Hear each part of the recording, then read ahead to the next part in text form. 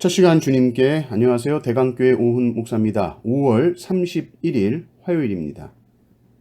하나님께서 우리에게 주신 말씀은 사도행전 17장 1절에서 9절까지 말씀입니다.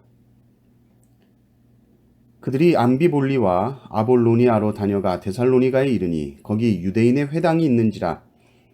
바울이 자기의 관례대로 그들에게로 들어가서 새 안식일에 성경을 가지고 강론하며 뜻을 풀어 그리스도가 해를 받고 죽은 자 가운데서 다시 살아나야 할 것을 증언하고 이르되 내가 너희에게 전하는 이 예수가 곧 그리스도라 하니 그 중에 어떤 사람 곧 경건한 헬라인의 큰 무리와 적지 않은 귀부인도 권함을 받고 바울과 실라를 따르나 그러나 유대인들은 시기하여 저자의 어떤 불량한 사람들을 데리고 때를 지어 성을 소동하게 하여 야손의 집에 침입하여 그들을 백성에게 끌어내려고 찾았으나 발견하지 못하며 야손과 몇 형제들을 끌고 읍장들 앞에 가서 소리질러 이르되 천하를 어지럽게 하던 이 사람들이 여기도 이르매 야손이 그들을 맞아들였도다.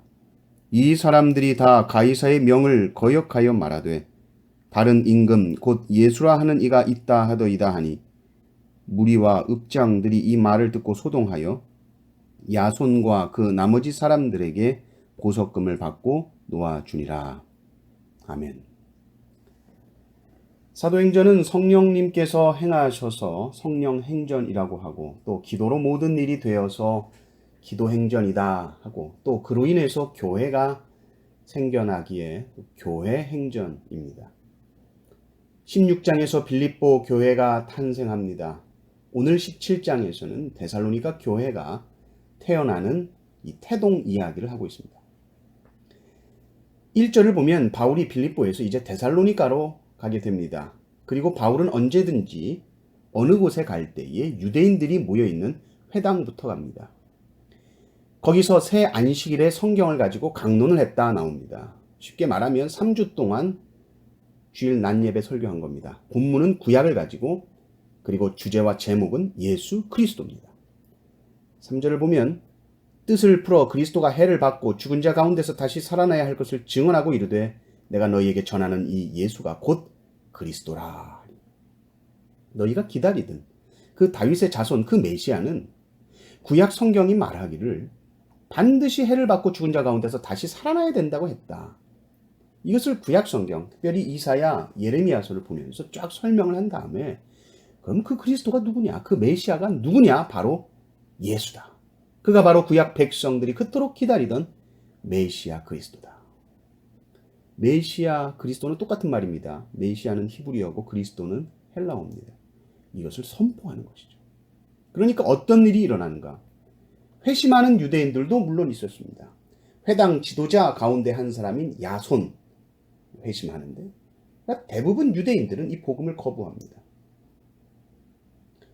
그러나 이 4절에 보면 또 경건한 헬라인의 큰 무리들, 이 사람들이 복음을 또 받고 또 적지 않은 귀부인도 권함을 받고 바울과 실라를 쫓습니다. 그러니까 유대인들은 시기가 났다. 그래서 그것을 어떻게 표현하는가 봤더니 불량한 사람들을 데리고 옵니다. 시장 깡패까지 동원을 합니다. 그리고 바울과 실라가 있다는 그 야손의 집에 쳐들어갑니다. 근데 그 쳐들어가서 그 바울과 실라를 찾지 못하니까 대신에 야손과 다른 믿는 형제들을 읍장들에게 끌고 갑니다. 이 읍장은 판사로 생각하시면 되고요. 그리고 바울과 실라를 기소하죠. 뭘 가지고 기소를 하느냐? 이들이 가이사가 아닌 또 다른 왕 예수를 선포한다. 우리에게 주님은 로마 황제뿐인데 이 주님이라는 호칭, 이 퀴리오스라는 이 주님이라는 호칭을 예수에게 붙이니 이거는 로마 황제에 대한 반역죄다 그러는 거예요. 그래서 데살로니가에서 유대인들이 이 야손과 그 외 여러 형제들을 예수를 왕으로 선포하는 자, 그를 집에 들였다 그래서 감옥에 넣은 겁니다. 우리가 사도행전을 보면서 반복해서 나오고 또 우리가 확실하게 알 수 있는 것 중에 하나가 복음을 전했을 때에 이 엇갈리는 반응이 나타나는다는 것이죠. 늘 두 가지입니다. 받는 이가 있지만 또한 거부하는 이가 반드시 있다는 겁니다. 두 부류로 나뉘게 된다는 것이죠. 우리는 물론 복음을 전할 때마다 모든 사람이 다 회개하고 주님께 돌아오기를 얼마나 바랍니까? 그러나 어떤 이들은 복음 앞에서 격렬하게 저항합니다. 이 두 가지 반응은 항상 존재하는 거예요. 그래서 우리는 복음을 전할 때 늘 이것을 생각해야 됩니다. 반대가 있을 수 있다. 저항할 수 있다. 당연한 것이다. 초대교회 때는요, 이 저항이 극에 달하지 않았습니까? 옥에 가두지 않았습니까? 심지어는 생명의 위협을 가하지 않았습니까? 근데 그럼에도 불구하고 복음을 전했다는 것이죠.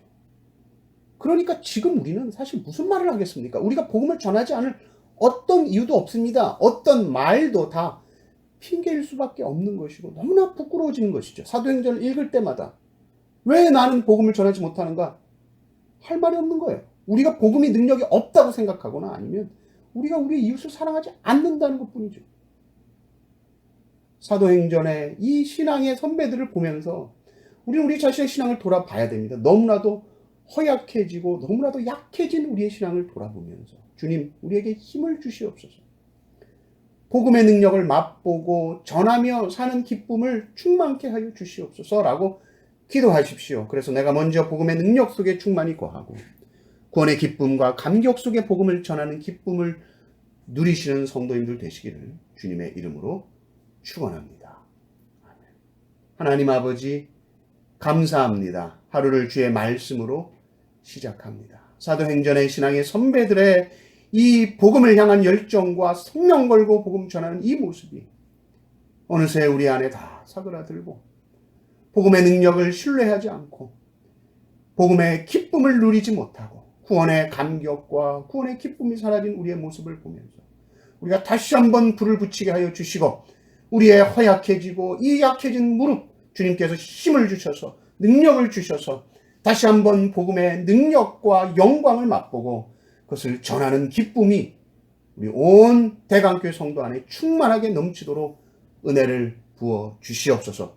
오늘 하루 살아갈 때 이 힘 주시고 능력 주시고 오늘 만나는 모든 지체들 이웃들에게 예수 그리스도의 사랑을 전하며 기뻐하며 충만한 감사 가운데 사는 오늘 하루 되게 하여 주시옵소서. 구주 예수 그리스도의 이름으로 기도드리옵나이다. 아멘.